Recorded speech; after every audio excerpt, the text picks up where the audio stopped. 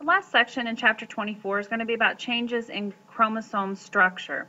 So we're going to talk about mutations and what happens when chromosomes break.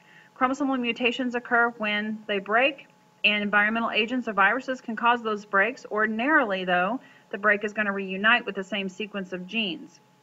Failure to reunite correctly can result in deletions, duplications, translocations, or inversions, and we're going to talk about each one of those in today's lecture. A deletion is exactly what it sounds like. This occurs when a single break causes a chromosome to lose an end piece, or when two simultaneous breaks lead to the loss of an internal chromosomal segment. Inheriting one normal chromosome and one with a deletion can result in a syndrome due to not having a pair of alleles. You only have one because a part has been deleted. An example of this is Williams syndrome. This is when there's a loss of a small piece of chromosome number 7. Cru de chat is when chromosome number 5 is missing an end piece. So here we see a picture of a deletion. So here's a break. That genetic material is then deleted, and the chromosome is shortened because of it. A duplication. Duplication is chromosomal segment is repeated in the same chromosome or in a non-homologous chromosome, so it duplicates a section. Individual has more than 2 alleles for certain traits when this happens. The inverse dup15 syndrome is an example, inverted duplication on chromosome 15. So here we have a section of DNA.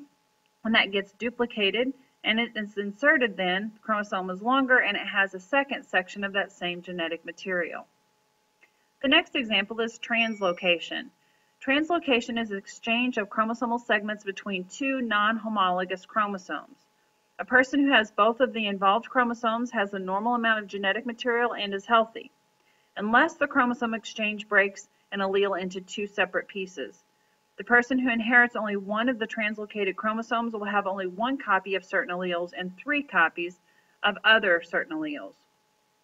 So here we have chromosome A and chromosome B, and you notice they're not homologous and they actually exchange pieces. This is a balanced translocation. Here we see the same thing happen in non-homologous chromosomes. One type of Down syndrome is caused by a translocation between chromosome 21 and 14. So Down syndrome isn't just caused by trisomy of the 21st. It can occur due to a translocation of chromosomes 21 and 14. But notice again, chromosome 21 is involved. Alagille syndrome is a translocation between chromosomes 2 and 20. The father didn't realize he had the syndrome until he had a child with the same syndrome. Let's look at examples of inversions. This is a paracentric inversion where we have the centromere in here of this chromosome is here. So this break happens below the centromere in this case, and it just simply flips and is reinserted, but it's in a different order. If we look down at the pericentric inversion, the break actually happens including the centromere, and it happens with a 180-degree turn, and it reattaches. So inversions. Segment of chromosome is turned 180 degrees. Reverse sequence of alleles can lead to altered gene activity. Crossing over between an inverted chromosome and the non-inverted homologue can lead to recombinant chromosomes that have both duplicated and deleted segments. This wraps up the last section, which has to do with changes in the chromosome structure itself, and the activity that you do in class with genetic disorders will help you to understand this a little bit better.